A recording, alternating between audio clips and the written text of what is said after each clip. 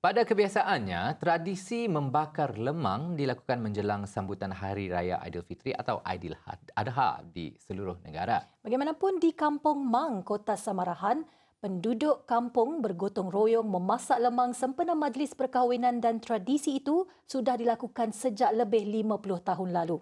Ikuti laporan disediakan wartawan Burhanuddin Kamil dan jurukamera Zaim Zarfan.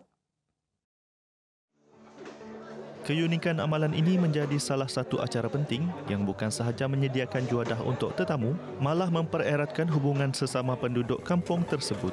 Menurut Sapri Ali, salah seorang penduduk asal Kampung Mang, tradisi membakar lemang pada hari perkahwinan ini sudah bermula sejak sebelum beliau dilahirkan dan masih dikekalkan hingga kini. Kebiasaannya membakar lemang itu dilaksanakan pada majlis-majlis kenduri kahwin.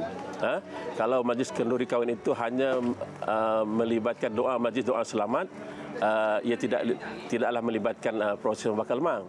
Katanya persediaan membakar lemang bukanlah satu tugas mudah, malah melibatkan kerja gotong royong sejak sebulan sebelum majlis berlangsung. Pertamanya ialah mengambil kayu api dulu. Mengambil kayu api ini pun gotong royong. Dilaksanakan secara gotong royong.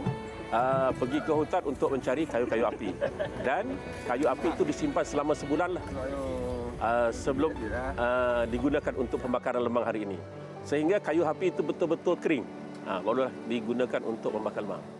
Jelasnya lagi, selain kayu api, buluh untuk membakar lemang juga perlu diambil seminggu lebih awal.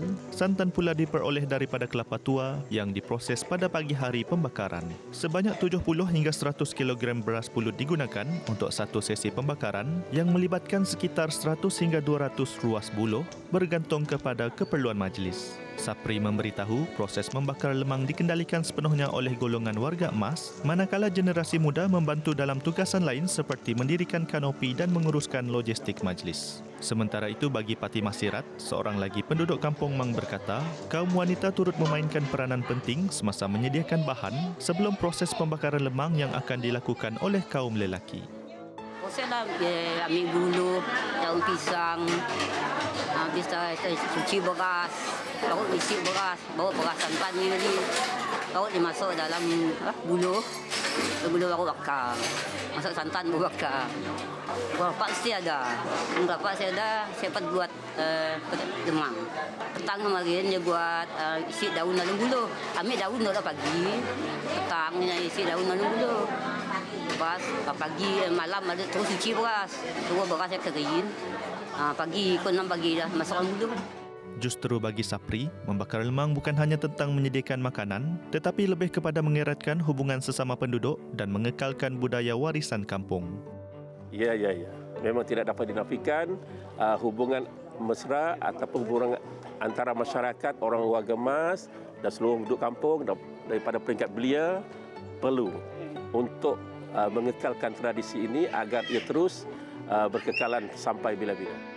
Dalam pada itu, pengantin lelaki Muhammad Safi'i Ahmad dan pasangannya Nurul Syafiqah Syafi'i juga berharap semangat gotong royong dan amalan membakar lemang dapat diteruskan oleh generasi muda agar tradisi berharga ini tidak lenyap ditelan zaman.